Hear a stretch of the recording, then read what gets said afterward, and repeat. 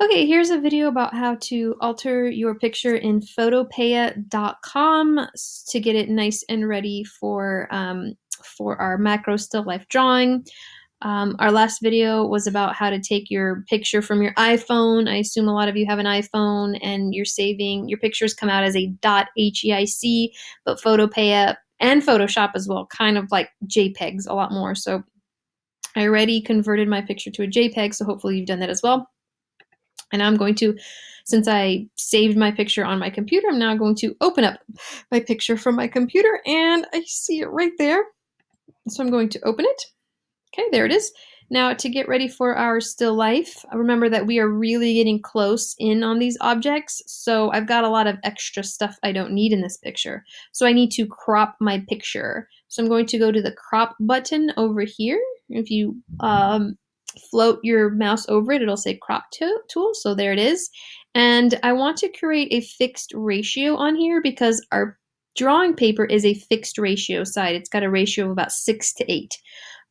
So I'm going to click this button here and choose fixed ratio. Oh, this remembers what I've done from it before. You can literally click into these little boxes here and decide the ratio that you would like. I know that I want my height to be the taller part, so it's going to have the 8, and the width is going to be the 6. But if you like to do a landscape drawing, then you can switch those around. Okay, and you can see my crop button has already popped up around it. So what I'll do is I'll just drag. And if you take your arrow and click it on the edges, then you can move your crop box. And if I really, I could really just focus in on that part of the earrings. I can kind of have them off to the side like that. I can do this so that part of the earrings get kind of cut off by the paper. That's okay.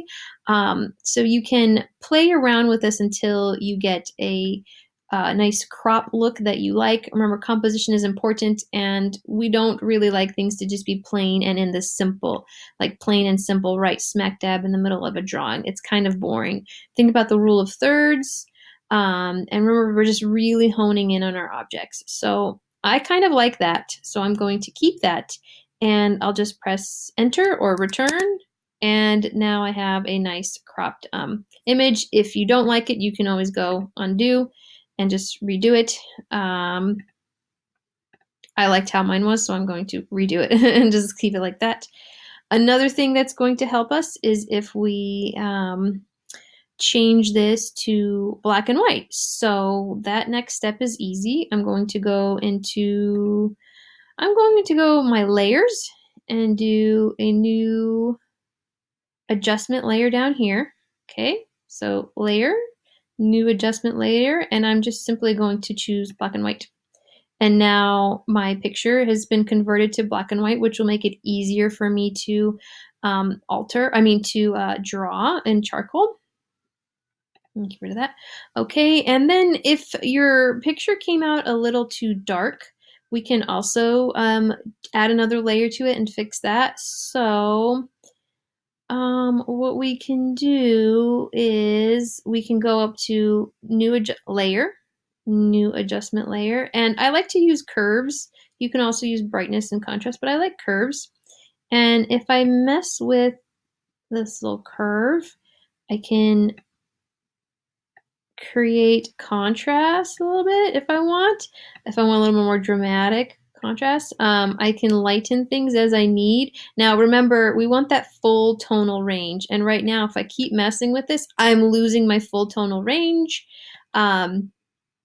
So you want to be careful and just adjust this so that you still see the full tonal range. This is just if, maybe your picture was a little too dark, and you can lighten it up. But I kind of like it the way that I have. I feel like I got a little bit more black in there than I had before. And that's pretty much it. You're going to want to now save this. So we'll need to export it. I'm going to keep it as a JPEG. Okay. And we want to keep that quality all the way high up. So I'm going to keep it there and save it. And now I have it downloaded on my computer, and I can use that. That's wonderful.